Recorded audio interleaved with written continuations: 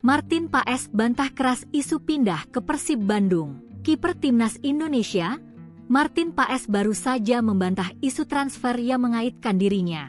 Termasuk salah satunya isu liar yang mengaitkan kepindahan dirinya ke klub Super League, Persib Bandung.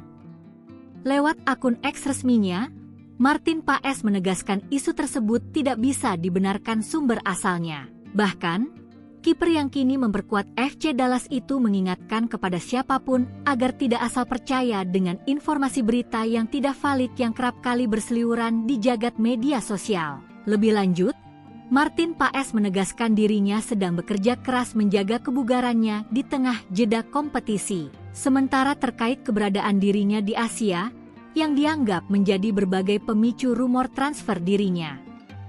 Martin Paes menegaskan jika alasan dirinya berada di Asia, tak lain ialah sedang menikmati liburan kompetisi.